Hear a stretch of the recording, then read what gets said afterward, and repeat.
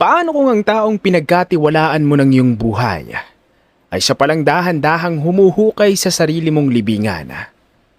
Sa mundong binuo mo para sa pamilya at pangarap, paano ka lalaban kung ang sarili mong asawa at ang itinuring mong kapatid ay nagkasundo para nakawin ang lahat ng mayroon ka? Isang kwento ng pagtataksil na walang kapatawaran. Isang biktima na iniwan sa gitna ng bagyo. Baldado, walang pera at luhaan. Ngunit sa bawat pagpatak ng ulan at bawat luhang umaagos, sigurado ka bang tuluyan ang napilayan ng hustisya? O nag-uumpisa pa lamang mag-init ang ganti ng tadhana? Oops! Teka lang mga kakwentuhan, bago natin simulan ng matinding bakbakan at paghihiganti sa kwentong ito, siguraduhin mong nakasubscribe ka na sa ating channel. I-like mo ang video na ito at i-share mo na rin sa iyong mga kaibigan para mas marami pa tayong mapagsaluhan na ganitong klaseng kwento. Ano? Ready ka na ba sa matinding gantihan? Tara, simulan na natin ang panibagong kwentuhan.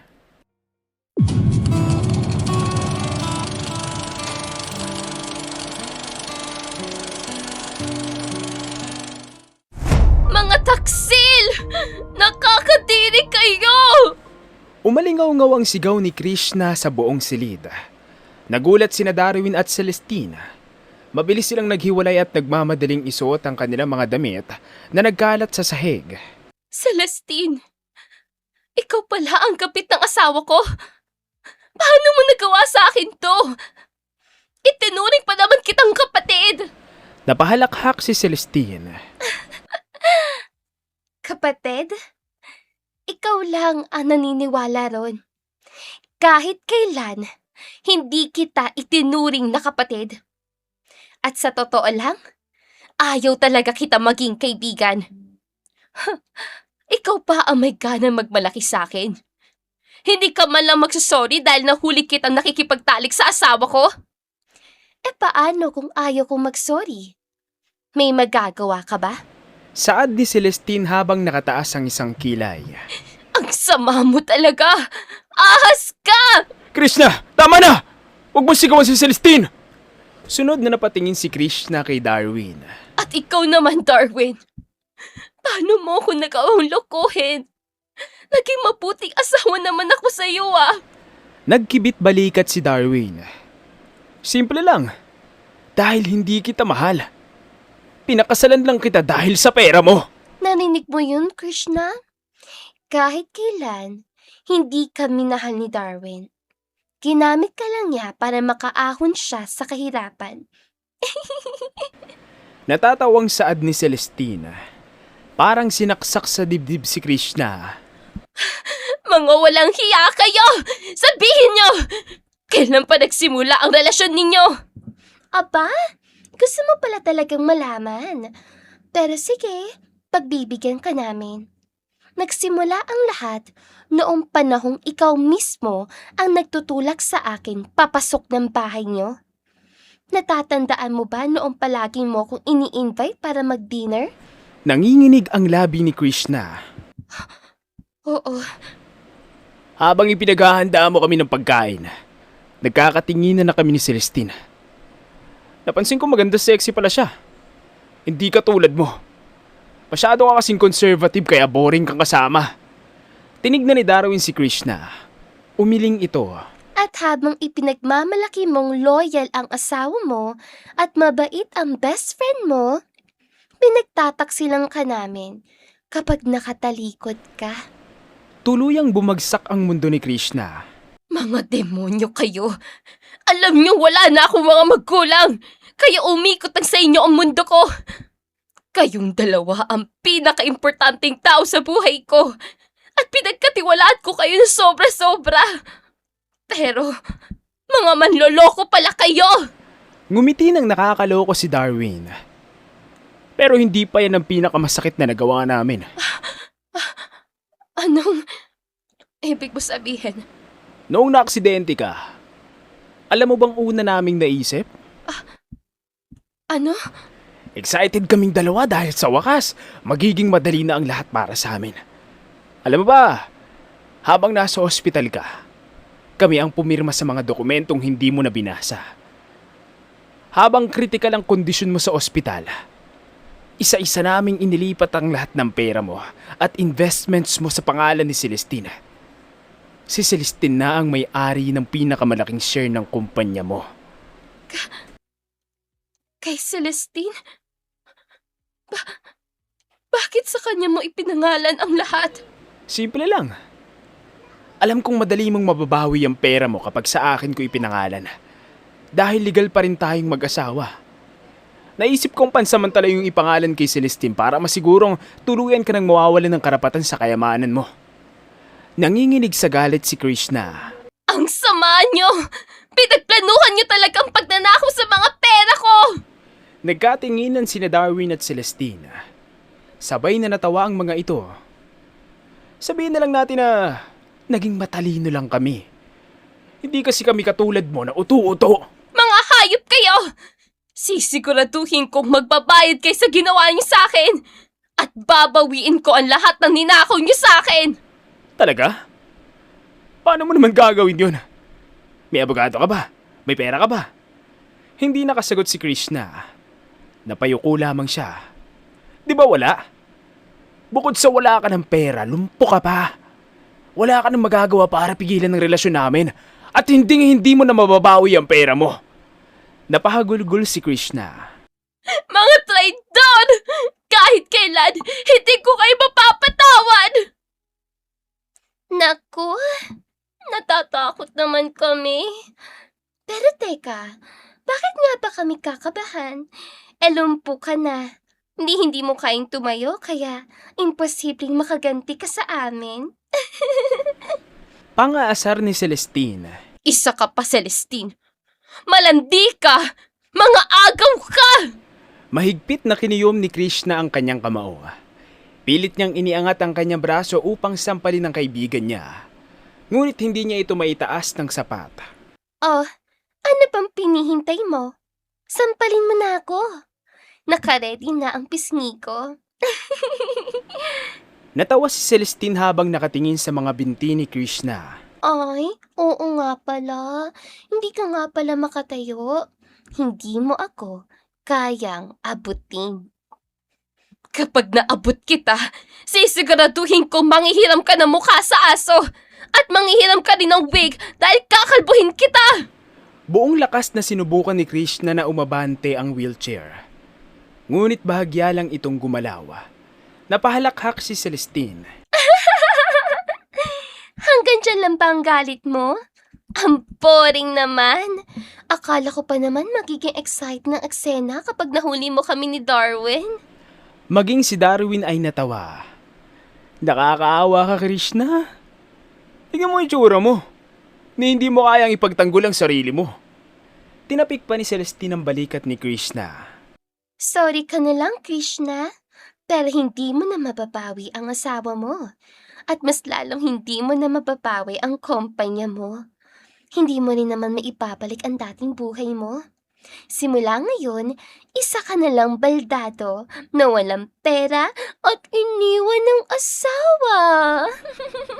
Mahigpit na nakakuyom ang mga kamao ni Krishna habang tuloy-tuloy ang pag-agos ng kanyang mga luha. Ang sasama nyo! Lumayas kayo sa bahay ko! Ayoko na kayong makita! Nagkatinginan sina Darwin at Celestine. Maya-maya ay sabay silang napahalakhak. Lumayas? Krishna, mukhang hindi mo pa rin matanggap ang katotohanan. Hindi kami ang lalayas. Ikaw ang lalayas dahil wala ka ng karapatan sa bahay na to. Nanlaki ang mga mata ni Krishna. Hindi! Bahay ko ito! Pinaghirapan ko ipatayo ito! Dating bahay mo. Pero ngayon sa amin na to. Walang babalang hinila ni Darwin ang wheelchair ni Krishna patungo sa main door ng bahay. Bitawan mo ako! Darwin! Wag! Pakiusap! Isa-isang nagsilabasan ng mga kasambahay dahil sa ingay. Nakatingin sila kay Krishna na umiiyak at pilit na kumakapit sa wheelchair. Ngunit walang sino man ang nangahas na kumilos. Pagdating sa labas ng mansyon, marahas na hinila ni Darwin si Krishna mula sa wheelchair. Napabagsak siya sa basang sementadong driveway. Aray! Aray ko! Darwin! Tama na! Lumapit naman si Celestine sa wheelchair. Buong lakas nitong inihagis ang wheelchair palabas ng gate. Isama mo rin ito sa pag-alis mo. Ayaw naming makakita ng kahit anong alaala mo rito. Muling nagtawanan sina Darwin at Celestine. Kasunod noon ay malakas nilang isinara ang bakal na gate. Naiwan si Krishna sa labas ng sarili niyang tahanan.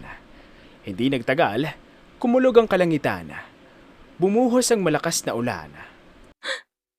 Diyos ko po. Ano bang nangyayari sa akin? Pinagtaksilan na nga ako ng asawa at best friend ko. Nawala pa ang lahat ng sa akin. Napahagulgol siya habang nakahandusay sa malamig na semento. Kasabay ng pagpatak ng ulan na tila nakikiiyak sa sakit na nararamdaman niya. Maya-maya, huminto sa tapat niya ang isang police mobile. Bumaba mula roon si Staff Sergeant Ian Ramos. Ito ang nakatalagang mag-imbestiga ng car accident na kinasangkutan niya 3 buwan na ang nakalipas. Ma'am Krishna, ano pong nangyari sa inyo? Bakit nandito kayo sa labas? Sergeant Ramos, mabuti na lang dumating ka. Please, tulungan mo ako. Bakit ma'am? Ano po bang nangyari sa inyo? Mamaya ko na ipapaliwanag. Basta, tulungan mo akong makaalis dito. Sige po ma'am. Kahit nalilito, ay inalalayan siya ni Staff Sergeant Ramos papasakay sa harapan ng police mobile. Inilagay din ito sa likod ng sasakyan ng wheelchair. Lumipas ang ilang minuto at dinala siya ni Sergeant Ramos sa police station. Sergeant Ramos, mabuti na lang dumating ka kanina. Salamat dahil hindi mo ko pinabayaan. Papunta po talaga ako sa bahay niyo dahil gusto kong ipaalam sa inyo na may update na sa investigation namin. Natuklasan namin na hindi po aksidente ang nangyari sa inyo, kundi sinadyang sirain ang gulong ng sasakyan niyo para mapahamak kayo. Kumabog ang dibdib ni Krishna. Sergeant Ramos, kung hindi aksidente ang nangyari sa akin, sino ang may kagagawan? Ma'am, ang mastermind po sa pagka-aksidente niyo ay ang mister niyong si Sir Darwin. Kasabot niya rin ang best friend niyong si Ma'am Celestine. Si Darwin? Si Celestine? Mga hayop talaga sila! Pasensya na po ma'am pero yun po ang totoo. Humigpit ang pagkakahawak ni Sergeant Ramos sa brown envelope. Binuksan ito ang envelope at isa-isang inilapag ang mga dokumento sa mesa. Ito po ang police report. Ito po ang forensic findings. Ito ang sworn statements ng mga testigo. At ito po ang CCTV footage. Isinaksak nito ang flash drive sa computer. Tahimik na napatitig si Krishna sa monitor. Lumabas ang kuha ng parking area. Ilang segundo ang lumipas, lumapit si Darwin sa kanyang sasakyan. Kasunod ditong dumating si Celestine. May sinabi itong habang nakatingin sa paligid. Pagkatapos ay yumuko si Darwin sa ilalim ng kotse, habang si Celestine ay nagbabantay. Makalipas ang ilang minuto, magkasabay na naglakad paalis ang dalawa. Pinahinto ni Sergeant Ramos ang video at isinom ang mukha ng dalawang suspect. Ito po, tignan nyo ng maigi. Sina Darwin at Celestine nga yan. Sinadya nilang sirain ang makina at gulo ng kotse ko para maaksidente ako noong gabing paalis ako ng opisina. Nanginig ang mga kamay ni Krishna habang isa-isang binabasa ang police report. Hanggang sa tuluyan siyang napahagulgol. Kanina lang, nahuli ko silang dalawa na nagtatalik sa kama. Pinalaya sila ako sa sarili kong bahay. Inago nila ang lahat ng meron ako. Tapos ngayon, malalaman kung gusto pala nila akong patayin. Ma'am, tahan na po. Relax lang po kayo. Sergeant Ramos, paano ako kakalma? Hindi ko maintindihan kung paano ito nagawa sa akin ni na Darwin at Celestine. Ano pang kasalanan ko sa kanila? Minahal ko si Darwin. Tinuring kong kapatid si Celestine. Kaya paano nila ako nagawang lokohin? Ma'am Krishna, alam kong walang salita ang makakapagpagaan ng kalooban nyo. Pero kailangan nyong kumalma para mapag-isipan nyo ang susunod nyong hakbang. Tama ka. Walang makakapag-alis ang sakit na ibinigay ni na Darwin at Celestine. Pero hindi pwedeng wala akong gawin. Sergeant Ramos, pwede bang makahiram ng cellphone? Oo naman po. Heto po. Tinanggap ni Krishna ang cellphone ng pulis. Idinayal niya ang number ng kanyang abogado na si Attorney Rodrigo. Hello? Attorney, si Krishna ito. Kailangan ko ng tulong mo. Krishna? Bakit ibang number na gamit mo? Teka, umiiyak ka ba? May ebidensya na ang mga pulis. Sina Darwin at Celestine ang nagtangkang pumatay sa akin. Malalim ang buntong hininga ni Attorney Rodrigo. Nasaan ka ngayon? Pupuntahan kita. Nandito ako sa police station. Bakit ka nandyan? Paano ka nakapunta riyan? Mahabang kwento, attorney. Basta, gusto kong kasuhan sina Celestine at Darwin. Sigurado ka ba riyan? Baka mamaya, mabulag ka na naman ng pagmamahal mo kay Darwin. Attorney, sa pagkakataong ito, hindi na ako magpapauto. Desidido na akong kasuhan ng asawa at best friend ko. Kung ganun, tutulungan kita. Kasama mo ako hanggang sa uli. Salamat, attorney. Dahan-dahang ibinaba ni Krishna ang cellphone. Tahimik niyang pinunasan ng mga luhang patuloy na dumadaloy sa kanyang pisngi. Humanda kayo, Celestine at Darwin. Sisiguraduhin kong pagbabayaran niyo ang bawat patak ng luha na iniiyak ko. Mahigpit niyang hinawakan ng evidence envelope. Nagliliyab ang kanyang mga mata sa matinding galit. Sa ngayon, walang ibang mapupuntahan si Krishna kaya kinupkup muna siya ng mga staff ng women's shelter. Lumipas ang mga buwan, isang araw. Puno na ng mga direktor, executive at department heads ang conference room ng KGC Shoe Company. Magandang umaga sa inyong lahat. Salamat sa pag-attend nyo sa emergency board meeting na to. Mr. Darwin, para saan ba to? At sino ang babaeng kasama mo? Tanong ng sales department head na si Sir Paul. Bilang pansamantalang nagmamanage sa kumpanya, gusto kong ipaalam na simula ngayon ay ako na ang magsisilbing acting president ng KGC Shoe Company. At makakasama ko si Celestine sa pamamahala ng kumpanya. Tumayo si Celestine at ngumiti. Huwag kayong mag-alala. Ipagpapatuloy namin ang mga projects ng kumpanya at sisiguraduhin namin lalo pa itong lalago. Biglang nagtaas ng kamay ang finance executive na si Mr. Tan. Excuse me, Sir Darwin, Miss Celestine. Nasaan si President Krishna? Hindi ba siya dapat ang namumuno sa board meeting na ito? Napangisi si Darwin. Huwag na nating asahan si Krishna. Hindi na siya makakalakad na maayos. Hindi na rin niya kayang i-manage ang kumpanyang ganito kalaki. Mas makakabuti kung tanggapin na lang natin na hindi na babalik si Krishna. After all, kaya magpatuloy ng KGC Company kahit wala siya. Biglang bumukas ang pinto ng conference room. Napalingon ang lahat. Nanlaki ang mga mata ni na Darwin at Celestine nang makitang dahan-dahang pumapasok si Krishna. Nakadamit siya ng eleganting pulang business suit. Matatag ang bawat hakbang at hindi siya naka-wheelchair. Krishna, nakakalakad ka na! Hindi pwede! Imposible ito! Mukhang nasurpresa kayo. Akala nyo ba habang buhay na akong hindi makakalakad? Pwes, nagkakamali kayo. President Krishna, ano ba talagang nangyari? Tanong ni Mr. Tan. Hindi ba nalumpo ka dahil na aksidente ka? Akala namin, matagal ka pang gagaling. Pero paanong nakakalakad ka na? Nalilitong saad ni Sir Paulo. Tahimik na ngumiti si Krishna. Pasensya na kayo kung hindi ko agad sinabi na nakakalakad na ako. Kinailangan ko kasi magpanggap para matuklasan ang kalokohang ginagawa ni na Darwin at Celestine. Kalokohan? Anong ibig mo sabihin? Pagtataka ni Sir Paulo. Matagal na ako naghihinala na may itinatago si na Darwin at Celestine. May mga pagkakataong nahuhuli ko sila magkasama. Napapansin ko ring malambing sila sa isa't isa. Pero kapag tinatanong ko sila, ay palagi silang nagpapalusot. Pagkatapos ng aksidente ko, lalo ako naghinala kina Darwin at Celestine. Kaya kahit unti-unti na ako nakaka-recover sa therapy, hindi ko ipinaalam sa kanila. Hinayaan kong isipin nilang wala pa rin akong kakayahang makalakad ng maayos. Dahil gusto kong makita kung ano pang kaya nilang gawin. Namutla sina Darwin at Celestine. Krishna, itigil mo na ang kalokohan to. Parang walang narinig si Krishna.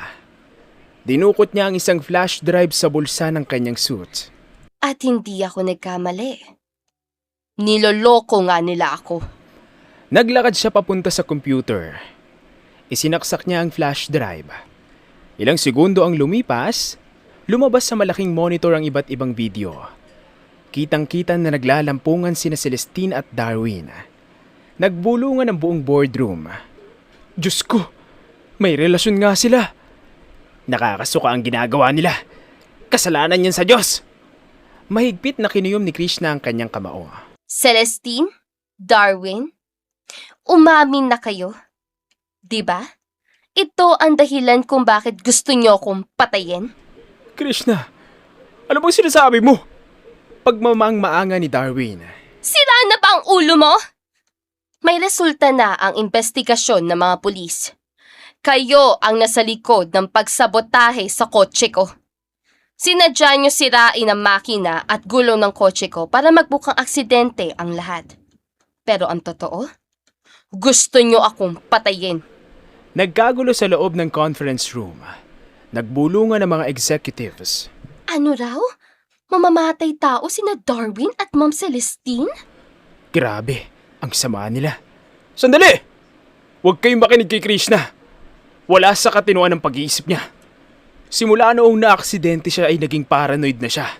Giit ni Darwin. Shut up, Darwin! Mentally stable ako at nagsasabi ako ng totoo. Inangat ni Krishna ang isang brown envelope. Tignan niyo ito. Nakakuha ako ng certified true copies ng police investigation at ng forensic report.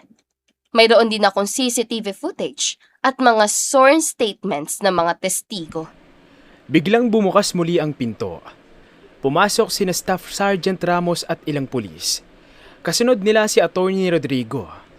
Lumapit si Staff Sergeant Ramos kina Darwin at Celestine. Inilabas nito ang dalawang dokumento. Sir Darwin Cruz, Ma'am Celestine. Ito ang warrant of arrest na inilabas ng judge ng Regional Trial Court laban sa inyo tungkol sa kasong attempted murder. Hindi! Hindi nyo kami pwedeng arestuhin! Wala kaming kasalanan! Nagpumiglas ang dalawa, pero isinuot pa rin ng mga pulis ang posas. May karapatan kayo manahimik. Ano mong sasabihin nyo ay maaaring gamitin laban sa inyo.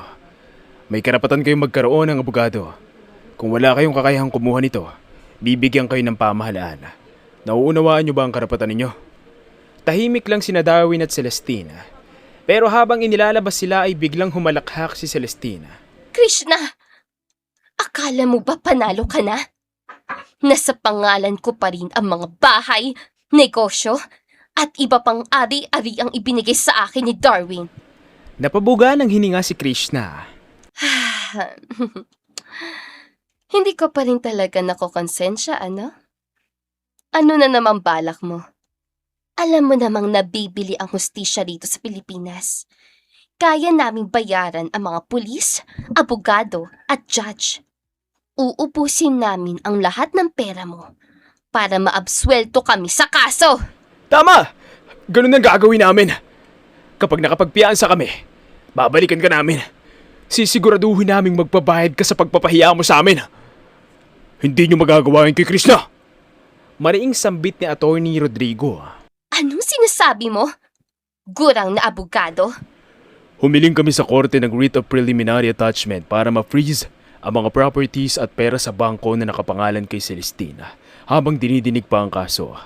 At kapag napatunayan namin na nakuha nyo ang pera at mga properties sa illegal na paraan, ay siguraduhin kong mababawi na ni Krishna ang lahat ng ari-arian niya. Makukuha rin ni Krishna ang bahay ni Celestine sa Tagaytay at lupa sa Cebu. Giit ni Attorney Rodrigo, namutla si Celestine. Hindi pwede! Nasa pangalan ko ang bahay sa Tagaytay at ang property sa Cebu. Ako mismo ang bumili nun! Miss Celestine, hindi sapat na nasa pangalan mo lang ang titulo ng bahay at lupa. Humingi kami ng tulong sa forensic accountant. May nahanap kaming bank records, fund transfer records, at iba pang dokumentong magpapatunay na ang perang ipinambili mo ng mga properties na yon ay nagmula sa pera ni Krishna. Nanlaki ang mga mata ni Celestine. Hindi! Kung ganun, wala nang nang mapupunta sa akin. Kapag napatunayan yan sa hukuman, pwede naming hilingin na maipawalang bisa ang mga transactions na yun at maibalik kay Krishna ang mga ari-ari ang nakuha gamit ang pera niya. At bukod sa kasong attempted murder, haharap din kayo sa iba pang criminal at civil case dahil sa pamimeke nyo ng mga dokumento at illegal na paglipat ng pera sa bank accounts nyo. Tumingin si Darwin kay Krishna. Nanlilisik ang mga mata nito. Hindi! Krishna! Hindi mo to pwedeng gawin sa amin! Akala nyo tapos na ang laban? Pues, papunta pa lang tayo sa exciting part. Magkita na lang tayo sa korte. At sigurado ako ang mananalo sa kaso. Hindi nakaimik sina Darwin at Celestine dahil sa matinding hiya. Tuluyan na silang inilabas ng mga pulis at dinala sa presinto.